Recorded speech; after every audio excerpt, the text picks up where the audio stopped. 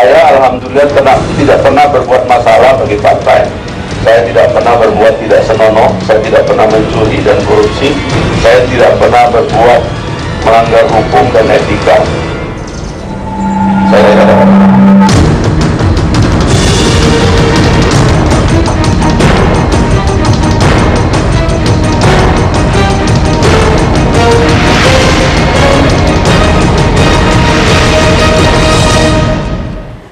Pemirsa, Fahri Hamzah memastikan menggugat keputusan DPP PKS yang memecatnya dari keanggotaan PKS. Fahri menilai bahwa keputusan pemecatannya cacat hukum. Dan dalam keterangan persnya, Fahri yang juga merupakan Wakil Ketua DPR menegaskan tidak terima dengan keputusan DPP PKS yang memecatnya. Fahri menilai sejumlah pimpinan PKS melakukan upaya terencana untuk menjatuhkannya dari partai. Dan menurut Fahri terdapat keanehan terkait dengan keputusan pemecatannya, yaitu pengadu, penyelidik, penyidik, penuntut dan juga hakim yang mengusut serta menyidangkan kasusnya adalah orang yang sama, yaitu Presiden PKS Sohibul Iman. Karenanya Fahri segera menggugat DPP PKS ke pengadilan terkait dengan pemecatannya.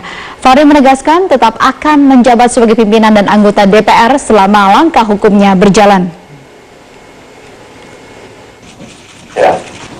Saudara Sohibul Iman juga menandatangani pemecatan saya tanpa sengketa. Jadi dia adalah pengadu, dia juga yang membentuk ini penyelidik, penyidik, dan dia juga menjadi hakim, dan dia juga menandatangani pemecatan. Ini luar biasa ini. Padahal jelas dalam ADART partai juga tidak boleh merangkap jabatan. Kita akan melakukan gugatan. Kalau kita melakukan gugatan, maka seluruh proses yang lainnya harus berhenti. Dan ini yang saya lakukan. Ya. Sementara itu, DPP PKS membenarkan bahwa telah mengeluarkan keputusan pemecatan terhadap kadernya yang juga merupakan Wakil Ketua DPR Fahri Hamzah. PKS mengaku siap untuk menghadapi gugatan Fahri Hamzah terkait dengan keputusan pemecatannya. Menurut Ketua Departemen Hukum DPP PKS Zainuddin Paru, keputusan pemecatan Fahri Hamzah sudah sesuai dengan prosedur dan Fahri dinilai melakukan 23 poin kesalahan sehingga Mahkamah PKS memutuskan untuk memberhentikan Fahri dari semua jenjang keanggotaan PKS. PKS juga membantah adanya kelompok internal partai yang sengaja ingin menghabisi kader Fahri. Zainuddin mengatakan bahwa perilaku yang dilakukan oleh Fahri tidak sesuai dengan karakteristik dari PKS. Contohnya, cara berkomunikasi Fahri di dalam internal ataupun publik yang dinilai kontroversial dan juga kontraduktif. Padahal PKS telah melakukan beberapa kali menasihati Fahri, namun tidak ada perubahan. Dan menanggapi gugatan hukum yang diajukan oleh Fahri Hamzah, PKS siap untuk menghadapinya dan sudah menyiapkan jawaban terkait dengan pemecatan Fahri. Terkait gugatan hukum yang sudah disampaikan oleh Pak Fahri akan sampaikan gugatan ke pengadilan, secara prinsip kami sudah siap untuk menghadapi itu, termasuk jawabannya juga sudah ada, tinggal nanti ketika di pengadilan akan kita buka dan pengadilanlah yang akan membuktikan kebenaran dan sejauh mana bukti-bukti yang akan kita sampaikan di sana baik oleh pihak Pak Fahri maupun oleh kami dari pimpinan PKS, dan itu menjadi kewenangan majelis hakim untuk memeriksa, mempertimbangkan dan memutuskan. Pemecatan Fahri Hamzah dari keanggotaan PKS secara otomatis berdampak pada posisinya sebagai Wakil Ketua DPR.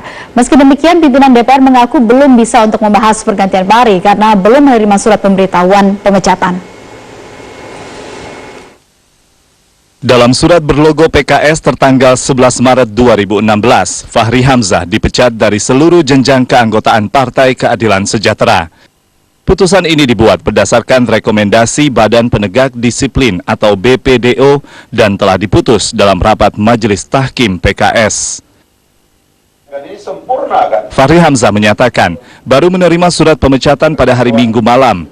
Ia mengaku tidak mengetahui secara pasti alasan pemecatan. Seberat apakah dosanya sehingga saya layak diambil seluruh jenjang keanggotaan saya. Saya alhamdulillah tidak pernah berbuat masalah bagi partai. Saya tidak pernah berbuat tidak senonoh, saya tidak pernah mencuri dan korupsi. Saya tidak pernah berbuat melanggar hukum dan etika. Saya tidak pernah. Kalau kata-kata saya sudah bilang bahwa Itu persoalan gaya di antara kita. Pemecatan Fahri Hamzah dari PKS berpengaruh pada posisi Fahri di kursi Wakil Ketua DPR karena tidak lagi memiliki legitimasi politik. Karena dia adalah kader partai dan mereka di DPR itu adalah wakil partai, maka ketika ada keputusan ini, ya dia sudah kehilangan legitimasinya sebagai legitimasi politiknya untuk memimpin. Karena itu menurut kita sebaiknya Fahri Hamzah nonaktif dulu, gitu, karena itu punya konsekuensi pada keputusan-keputusan yang dibuat nanti. Hingga kini, surat pemberitahuan pemecatan Fahri Hamzah belum diterima pimpinan DPR, sehingga belum dapat diproses di rapat pimpinan. Namun Ketua DPR Ade Komarudin menegaskan, jika nantinya ada pergantian pimpinan, maka akan dijalankan sesuai prosedur yang berlaku. Saya belum bisa jadikan patokan untuk memberikan komentar terhadap masalah itu. Yang jelas itu masalah masih pada ranah internal. Kemudian pada ranah internal itu mengemuka ke media dan belum ada kaitan secara resmi dengan Dewan Perwakilan Rakyat. Berdasarkan Undang-Undang MD3, pimpinan DPR saat ini ditetapkan secara paket dan bersifat tetap selama 5 tahun. Namun pimpinan DPR dapat diganti dari jabatan jika meninggal dunia, mengundurkan diri, dan diberhentikan. Tim Liputan, Metro TV. Kita beralih ke informasi lain, pemirsa. Partai Gerindra memastikan bahwa Ketua Komisi D DPRD DKI Jakarta Muhammad Sanusi sudah menyatakan mundur sebagai anggota Gerindra maupun juga anggota DPRD DKI. Surat pengunduran diri Sanusi dikirim ke kantor DPP Gerindra melalui istrinya. Dan kepastian bahwa Sanusi mundur sebagai anggota Gerindra maupun juga anggota DPRD DKI dikatakan oleh anggota Mahkamah Kehormatan Partai Gerindra Permadi. Dan menurutnya surat pengunduran diri Sanusi dibuat pada Sabtu 2 April lalu dan diterima oleh DPP Gerindra pada Senin pagi. Isi surat pengunduran diri Sanusi menyebutkan melepaskan dari jabatannya sebagai Ketua Komisi D DPRD DKI dan juga bendahara dari DPD Gerindra DKI Jakarta. Permadi mengatakan Mahkamah Kehormatan Partai Gerindra yang sedianya membahas pelanggaran etik Sanusi dibatalkan karena Sanusi telah menyatakan mundur dari Gerindra. Keputusan pemecatan Sanusi akan ditentukan oleh Ketua Umum Gerindra Prabowo Subianto. Sanusi ditetapkan KPK sebagai tersangka dugaan suap pembahasan Raperda Reklamasi Pantai Utara Jakarta. Sanusi diduga menerima uang 2 miliar rupiah dari Presdir PT APL Arisman Wijaya. Nah, karena adanya surat pengunduran itu, kami tidak berhak membicarakan karena sudah bukan anggota Gerindra. Kami tidak menerima atau menolak karena itu kewenangan Bapak Ketua Umum Gerindra, Bapak Prabowo Subianto. Ini segera kami sampaikan suratnya nanti. Ya, pengunduran diri sejak menulis surat. Jadi tanggal 2 April, tapi karena Sabtu dan Minggu libur, diberikannya tadi pagi. Pada saat kami rapat membahas masalah-masalah rutin. Polemik terkait dengan rancangan peraturan daerah tentang rencana tata ruang kawasan strategis Pantura Jakarta terbongkar setelah tertangkapnya Ketua Komisi D DPRD DKI terkait dengan kasus suap proyek reklamasi Teluk Jakarta. Kini proyek reklamasi seperti bola panas yang bisa saja tidak hanya Sanusi pelakunya. Kasus dugaan suap tersangka Muhammad Sanusi, Ketua Komisi D DPRD DKI Jakarta, berdampak pada pembahasan rancangan Perda Tata Ruang DKI. Sanusi ditangkap KPK dalam operasi tangkap tangan Kamis lalu. Sanusi diduga menerima suap dari Trinanda Prihantoro atas suruhan Direktur PT APL Arisman Wijaya untuk melancarkan pembuatan 17 pulau buatan dalam reklamasi Teluk Jakarta. Trinanda dan Arisman juga telah ditetapkan sebagai tersangka penyuapan oleh KPK. Penangkapan Sanusi berbarengan dengan pembahasan rancangan Perda tentang Rencana Tata Ruang Kawasan Strategis Pantai Utara atau RTR KS Pantura di DPRD DKI. Rancangan Perda RTR Pantura ini sudah lama dibahas, namun tak kunjung selesai karena berbagai hal, terutama soal besaran tambahan kontribusi yang harus dibayarkan pihak pengembang kepada pemerintah Provinsi DKI dalam proyek reklamasi. Sudah rapatkan Dewan Pimpinan Daerah Provinsi DKI Jakarta dengan Ketua Pak Bambang Deha sebagai PLT dan saya sebagai Sekretaris DPD menginstruksikan kepada fraksi untuk menghentikan pembahasan perdata ruang dan pulau-pulau kecil RZW P3K. Karena melihat ada indikasi kemarin, ada satu indikasi temuan yang akhirnya yang tujuan kita nggak seperti itu aja. Jadi kita hentikan dua perda itu dan tidak dilanjutkan. Walaupun perda belum rampung, namun Pemprov DKI Jakarta tetap mengeluarkan izin pengembangan kawasan reklamasi yang mengacu pada Kepres nomor 52 tahun 1995. Padahal Kepres itu telah dicabut melalui Perpres nomor 54 tahun 2008.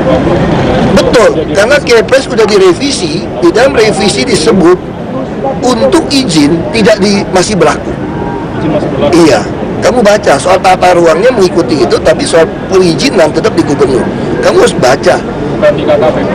Bukan. Maka itu yang berantem, di situ disebutin.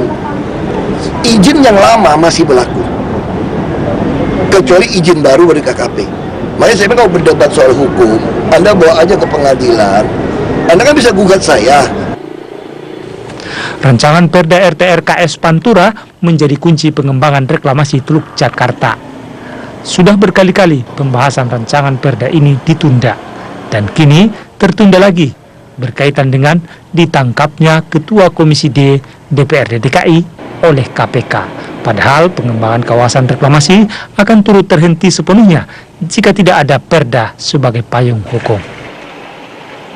Dari Jakarta, Taris Hirjiman, Arif Firmansyah, Metro TV. Kami akan kembali lagi pemirsa untuk Anda dengan informasi lain, diantaranya adalah pemerintah terus berkoordinasi dengan Filipina terkait dengan upaya pembebasan 10 ABK warga negara Indonesia yang ditawan oleh kelompok Abu Sayyaf.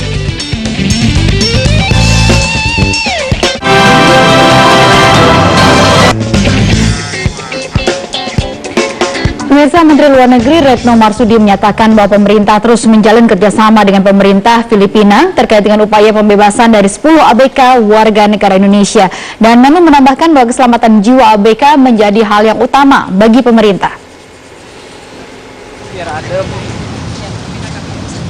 Menlu Retno Marsudi hari Senin melaporkan hasil kunjungannya ke Filipina untuk membicarakan pembebasan 10 ABK warga negara Indonesia kepada Presiden Joko Widodo. Menurut Retno, saat ini pemerintah terus berkoordinasi dengan pihak berwenang di Filipina untuk membebaskan ABK kapal Anat 12. Saya sudah semuanya sampaikan kepada Presiden dan saya mohon maaf untuk detailnya tidak dapat saya sampaikan di depan publik. Satu intinya adalah bahwa kami dari pemerintah semua secara terkoordinir bekerja terus bersama dengan pemerintah Filipina untuk upaya pembebasan 10 ABK tersebut. Sedangkan Panglima Komando Cadangan Strategis Angkatan Darat Letjen TNI Edi Rahmadi menyatakan timnya siap jika Presiden nantinya meminta TNI memberikan bantuan untuk membebaskan ABK warga Indonesia. Boleh-boleh saja, itu adalah tugas kami kalau kami diperintahkan. Kami akan jemput, atau kami akan mengambil, atau kami akan segala macam akan kami lakukan. Hingga saat ini, pasukan pembantu reaksi cepat yang di bawah komandonya masih berada di Tarakan dan belum akan ditarik hingga rencana operasi pembebasan sandera yang diatur Pangdam Mula Warman selesai. Tim Liputan, Metro TV. Dan pemirsa, hingga hari ini proses negosiasi tertutup masih terus dilakukan untuk membebaskan 10 WNI yang masih ditawan oleh kelompok teroris Abu Sayyaf. Dan berikut ada liputan dari Desi Fitriani dari Mindanao, Filipina.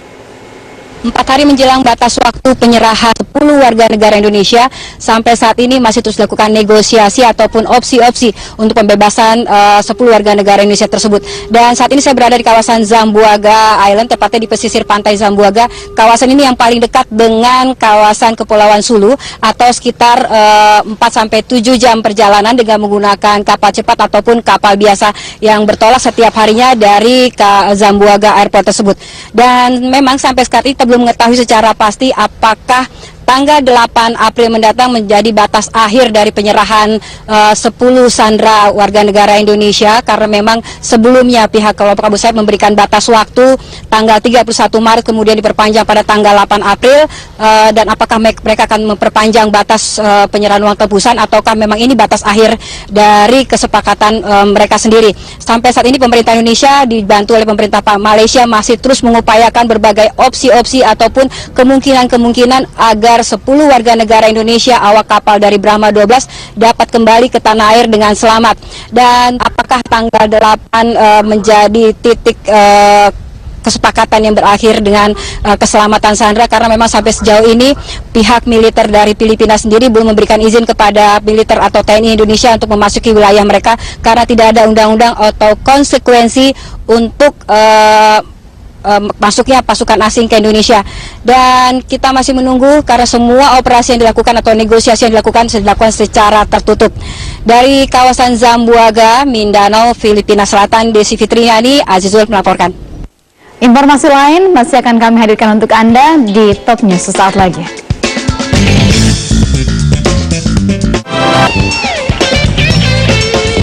Pemirsa, gunung berapi Popocatépetl di Meksiko Tengah meletus pada Minggu waktu setempat, dan letusan gunung ini menyemburkan batu pijar dan juga abu ke udara setinggi 2.000 meter. Dan menurut Pusat Pencegahan Bencana Nasional Meksiko, pada Minggu malam otoritas setempat telah memperingatkan adanya hujan abu yang akan mulai memasuki pemukiman warga sekitar.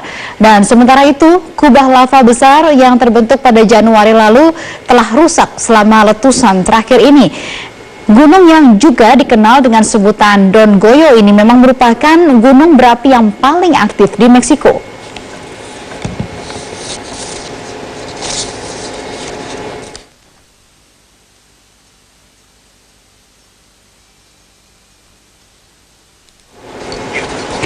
Pemirsa, pasukan Armenia melancarkan serangan militer terhadap pasukan Azerbaijan di kota Martakert yang menjadi bagian dari daerah sengketa kedua negara, yaitu Nagorno dan Karabakh pada Minggu waktu setempat. Tindakan ini merupakan aksi balasan terhadap serangan yang dilakukan oleh pasukan Azerbaijan sehari sebelumnya. Dan Menteri Pertahanan Azerbaijan menyatakan bahwa 3 tentaranya tewas dalam pertempuran 24 jam terakhir. Akibat situasi yang memanas, sebagian warga kota telah dievakuasi untuk menjauhi daerah terjadinya pertempuran. Nagorno-Karabakh merupakan daerah yang dikuasai langsung oleh pasukan militer Armenia sejak perang usai pada tahun 1994, meski tanpa penyelesaian resmi tentang status daerah tersebut. Negosiasi yang diupayakan selama bertahun-tahun antara kedua negara tidak memberikan hasil yang signifikan, hingga kemudian berujung pada pertempuran akhir pekan lalu yang terburuk setelah perang berakhir.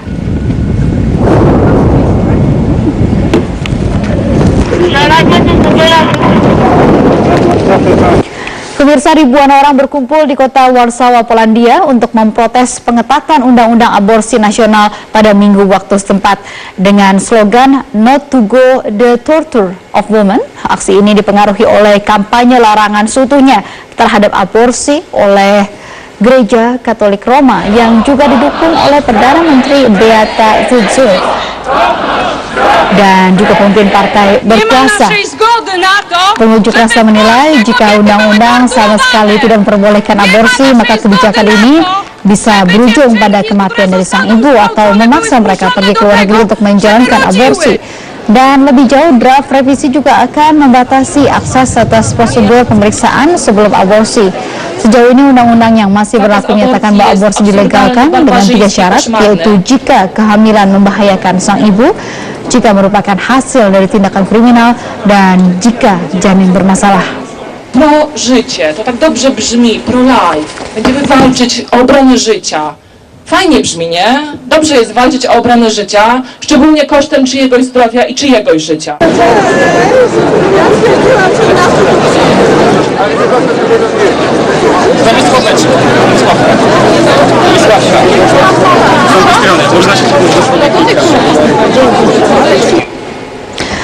Baik, setelah aksi dari No to the Torture of Women yang ada di Warsawa, Polandia, kami akan hadirkan lagi informasi lain di mana ada sedikitnya 53 orang tewas dan puluhan rumah hancur akibat banjir bandang yang terjadi di Pakistan. Sesaat lagi.